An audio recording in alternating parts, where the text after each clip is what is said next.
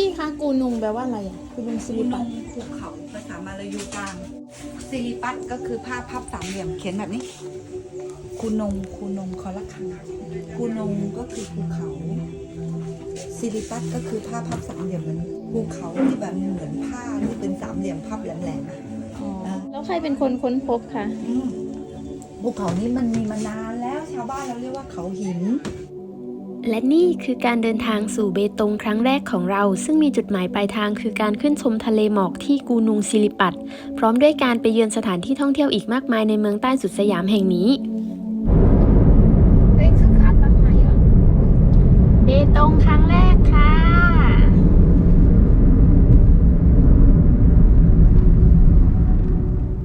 การเดินทางครั้งนี้ของพวกเราเป็นการเดินทางที่ไม่ได้วางแผนกันมาก่อนไม่ได้จองที่พักล่วงหน้าและไม่รู้แม้กระทั่งว่าจะขึ้นกูนุงศิริปัตจะต้องทำยังไงมีเพียงเต็นท์คู่กายและอุปกรณ์ทำอาหารที่เอาติดรถมาเพียงเล็กน้อยแถมยังต้องคอยลุ้นกับฝนที่พร้อมจะตกลงมาทุกเมื่อเนื่องจากเป็นช่วงเข้าสู่ฤดูฝนของภาคใต้ฝนก็จะตกลมก็ไม่พาก็คิดแล้วว่าเอาร่มในรถใส่กระเป๋ามาก็ยังจะมากันอีกนะเนี่ยไม่บอกเราจะได้เอามาจากรถเรา เมื่อเราขับรถมาตามเส้นทางที่คดเคี้ยวผ่านหลายร้อยโค้งมาจนเกือบจะเมาโค้งไปหลายรอบก่อนที่จะเข้าสู่อำเภอเบตงเราจะต้องผ่านสะพานข้ามทะเลสาบป่าฮาลาบาลาหรือสะพานโต๊ะกูแชซึ่งสะพานแห่งนี้เป็นเส้นทางสัญจรหลักสู่อำเภอเบตงและยังเป็นจุดชมวิวที่มีทิวทัศน์สวยงาม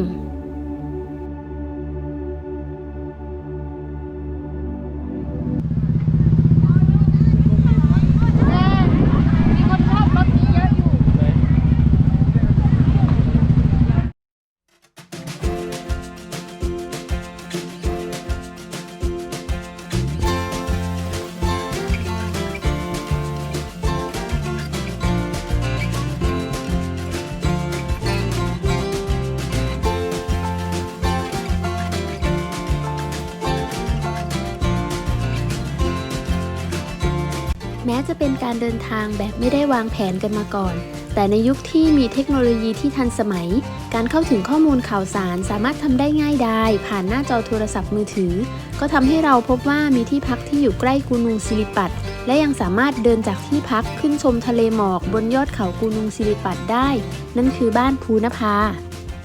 หรือถ้าไม่อยากเดินไกลก็สามารถใช้บริการจ้างไกด์ท้องถิ่นให้นำทางขึ้นไปซึ่งเขาจะดูแลทั้งเต็นท์ที่พักอาหารและบริการรถขึ้นไปส่งซึ่งจะเดินขึ้นในระยะทางที่ใกล้กว่ามันก็มีป้ายบอกทางนั่นไงเดี๋ยวนะป้ายบอกทางนั่นน่ะเราคงไม่ได้เลี้ยวผิดหรอกนี่ไงป้ายบอกทางพวกเราขับรถไปตามถนนคอนกรีตเส้นเล็กๆผ่านสวนยางพาราของชาวบ้านเพียงไม่นานนักก็มาถึงยังบ้านภูนภาที่นี่จะให้บริการที่พักเป็นเต็นท์ให้เช่าพักหลังละ2คนซึ่งหากจองล่วงหน้าผ่านหน้าเพจจะอยู่ที่800 บาทต่อคืนแต่ถ้าหาก walk in เข้ามาแบบพวกเราก็จะต้องจ่าย900 บาทและถ้าหากนำเต็นท์มาเองคิดค่าหัว200 บาทต่อคนต่อคืนมีเจ้าของอัธยาศัยดีเป็นกันเองและใจดีด้วยค่ะเนี่ยวันนี้เราก็จะมีแบบกรุ๊ปที่กางเต็นท์เองอยู่2กรุ๊ปแต่ตอนนี้เรามาก่อนเราเลือกก่อนทีนี้เต็นท์เราประมาณไหนสมมุติถ้าเราแบบวัยรุ่นชอบวิวขึ้นไปเลยชั้น2ใช่ถ้าสมมุติว่าเราไม่เอาเราก็เลื่อนมาอยู่ด้านหน้านี้นะต้นฝรั่งเนี่ยเลยไปเนี่ยอย่างเงี้ยห้องน้ำอยู่นี้ต้นฝรั่งเนี่ยด้านหน้าค่ะมีที่ผูกเปไหมอะคะไม่มีเนาะส่วนต้นทุเรียนนั้นเขาจองแล้วมันจะมีกรุ๊ป6 คนตรงนี้เหรอคะไม่ได้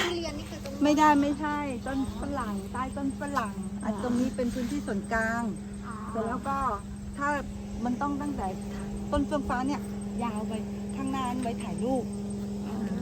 เราขึ้นไปดูข้างบนไหมถ้าข้างบนสมมุติว่าเราเอาเต็นท์นู้นใช่ไหมเต็นท์สีน้ำเงินนั้นนะอีกเต็นท์นั้นว่างอ่ะเต็นท์ที่ข้างๆเราผูกก็ได้คือตรงนั้นเรากางได้ใช่ไหมคะที่ว่างอยู่ตรงนั้นถ้าว่างกางได้จริงๆฝั่งข้างล่างก็มีแต่ว่าตรงนี้บ้านบางดีหรือว่าเราเอาเต็นท์เราเอาเต็นท์ที่เราเต็นท์นึงแล้วเราก็ หรือ รือจะกางเต็นท์เองทั้งหมดก็ไม่เป็นไรแล้ว ไปดูที่ก่อนก็ได้ ไปดูที่ก่อนโอเคค่ะแล้วก็เดี๋ยวลงมาลงทะเบียน ที่นี่ไม่มีบริการอาหารให้ เราจะต้องซื้อของกินเข้ามาเอง หรือจะมาทำอาหารทานเองก็ได้ นู่นเลยค่ะ ต้นสตอเลยค่ะ ต้นสตอเลยเป็นลิง แล้วเราก็มีแก๊สใช่ไหม มี เราก็ทำกับข้าวได้ตรงนี้ส่วนตัวดีมากโอเคตรงนี้แหละ อันนี้โซล่าร์เซลล์ไฟโซล่าร์เซลล์ใช่ไหม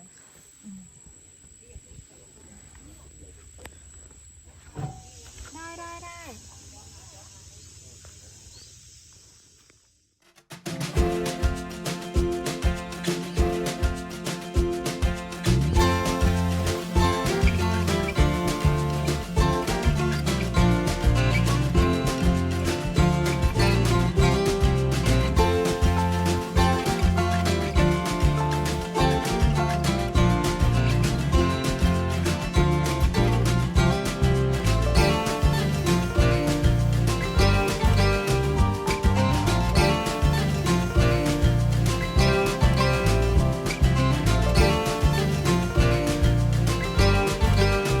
จากบ้านภูนภาไปยังตัวเมืองเบตงห่างไปประมาณ 20 กิโลเมตร และระหว่างทางก็มีจุดถ่ายรูปให้เราแวะเช็คอิน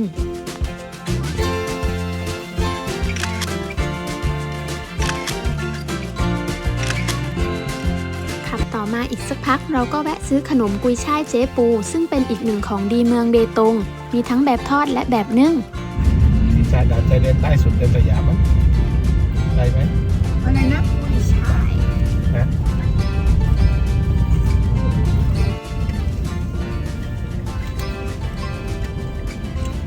อร่อยอ่ะ ก่อนที่จะเข้าสู่ใจกลางเมือง เราก็แวะไปยังด่านชายแดนไทยมาเลเซีย ห่างจากตัวเมืองเบตงไปประมาณ 7 กิโลเมตร ซึ่งเป็นจุดใต้สุดสยามที่กั้นพรมแดนระหว่างอำเภอเบตงประเทศไทย และรัฐเปรักประเทศมาเลเซีย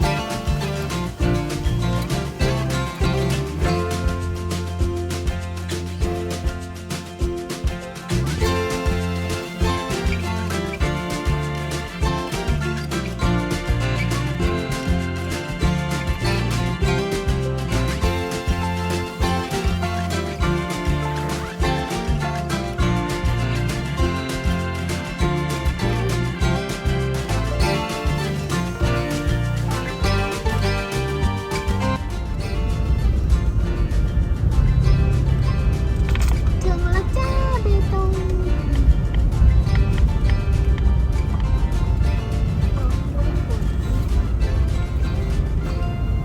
หอนาฬิกาเบตงเป็นศูนย์กลางของเมืองเบตง และเป็นย่านเศรษฐกิจที่เต็มไปด้วยร้านค้าต่างๆ คลึกครื้นไปด้วยนักท่องเที่ยวทั้งชาวไทยและชาวมาเลเซีย และยังมีอุโมงค์เบตงมงคลฤทธิ์ซึ่งเป็นอุโมงค์ที่สร้างให้รถยนต์ลอดผ่านภูเขาแห่งแรกของเมืองไทย ที่มีความยาวกว่า 200 เมตร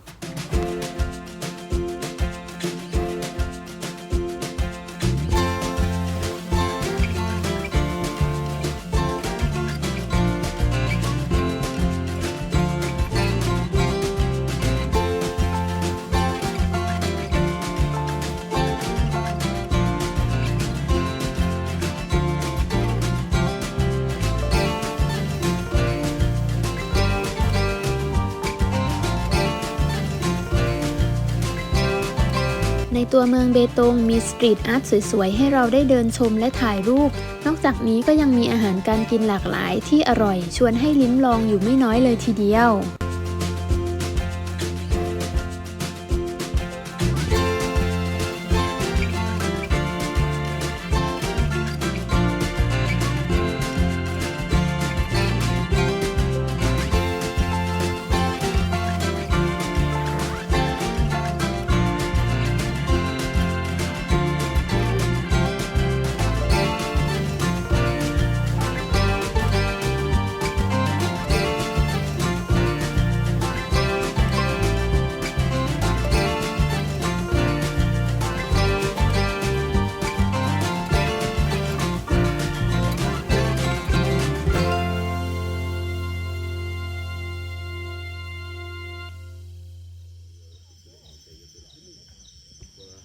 หลังจากที่เราเที่ยวชมตัวเมืองเบตงและลองชิมอาหารขึ้นชื่อของเมืองเบตงจนอิ่มหนำแล้วเราก็กลับมายังที่พักบ้านภูนภา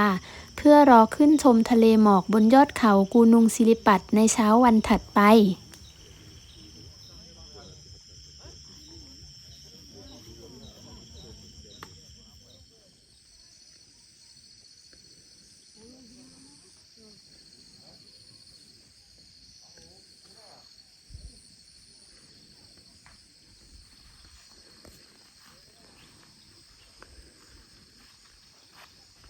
เรากำลังจะเดินขึ้นยอดกูนุงศิริปัตนะคะ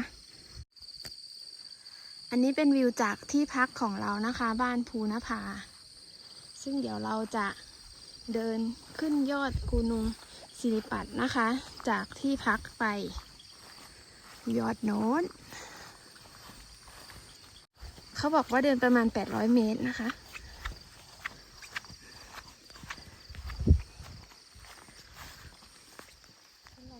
โน้นที่พักเราแล้วก็เดินขึ้นมาจริงๆวิวหน้าที่พักก็สวยนะแต่อยากไปให้ถึงยอดกูนุงศิริปัตเดินต่อไปเริ่มขึ้นแล้วนี่คืออะไรขาดนะถุงขาดไม่จบด้วยนะ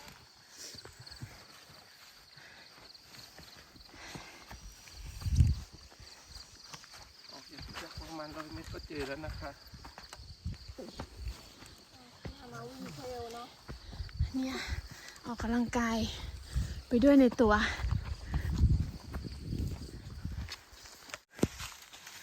เข้าสู่ป่าเราจะต้องเดินผ่านป่าด้วย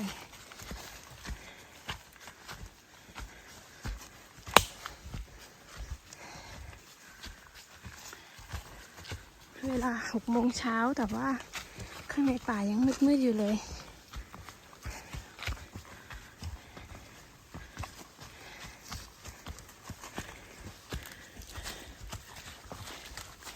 หนูน้อยหมวกแดงจะเจอหมาป่าไหมหนูน้อยหมวกแดงเจอแม่มดก่อน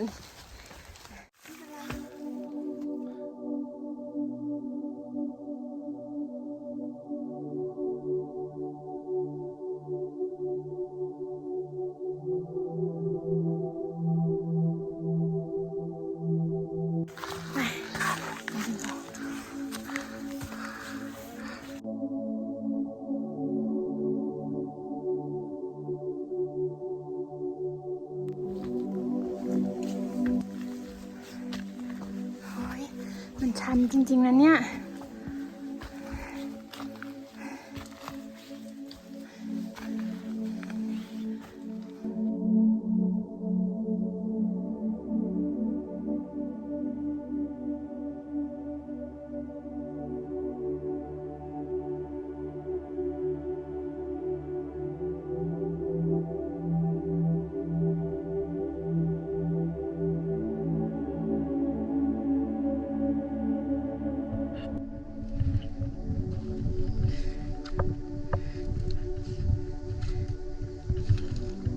อย่าดึงเชือกอาทิ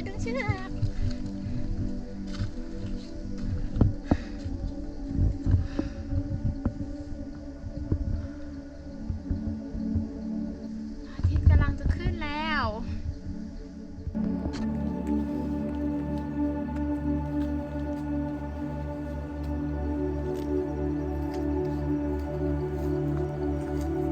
ตรงนั้นจะเป็นที่เราพักเมื่อคืนนะคะหมอกเริ่มมาเต็มแล้ว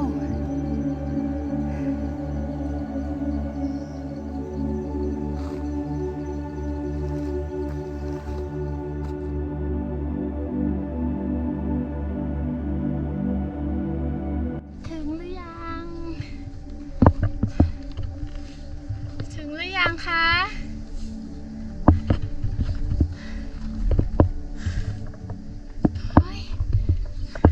ถึงแล้วเหรอว้า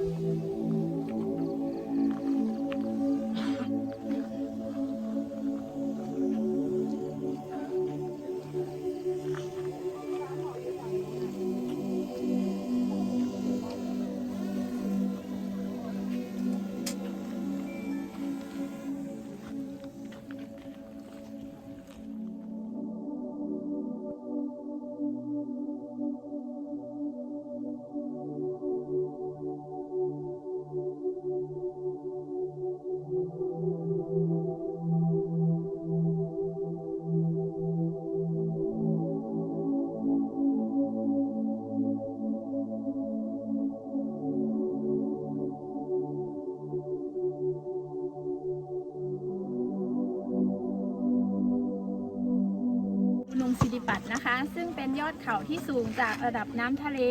607 เมตรนะคะ แล้วก็ตั้งอยู่ที่อำเภอเบตง จังหวัดยะลานะคะ ตอนนี้เราอยู่กับเพื่อนๆชาวมาเลเซียนะคะที่ come from Malaysia and welcome to Thailand.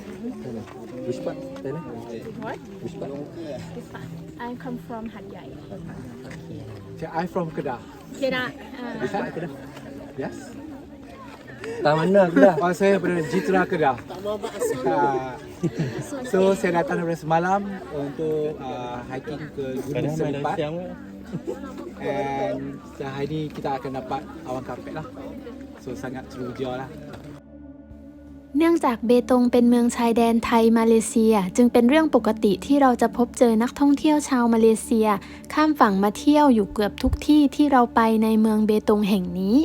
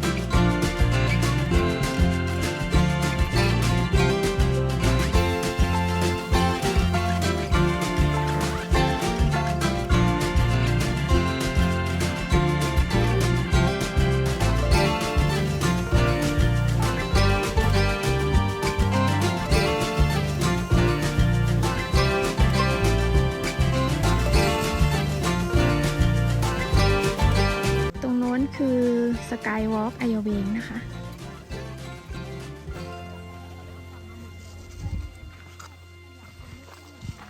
ได้เวลาลงแล้ว ถ้าบอกเอาขยะลงแล้วสงสัยต้องเอาตัวเองลงแล้วล่ะ เอาขยะลงไปด้วย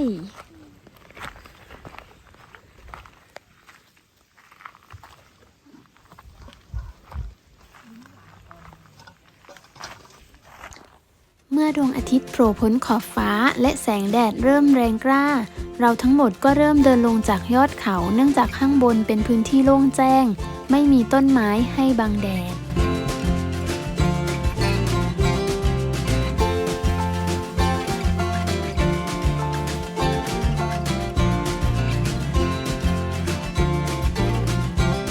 ขากลับเราแวะสะพานแตปูซูซึ่งเป็นสะพานแขวนพื้นไม้ใช้สำหรับให้ชาวบ้านข้ามแม่น้ำสัญจรไปมาโดยจะตั้งอยู่ติดถนนเส้นหลักสามารถจอดรถและลงไปถ่ายรูปได้เลยไม่ไกลจากสะพานแตปูซูจะเป็นทางเข้าไปยังน้ำตกเฉลิมพระเกียรติร9โดยเข้าทางสถานี32น้ำตกแห่งนี้จะเป็นน้ำตกที่ไหลมาจากหน้าผาที่มีความสูงกว่า30เมตรและเมื่อมาถึงบริเวณทางเข้าน้ำตกเราจะต้องเดินเท้าไปตามทางเดินคอนกรีตไปจนสุดทางก็จะพบกับน้ำตกที่มีความสวยงามมากๆ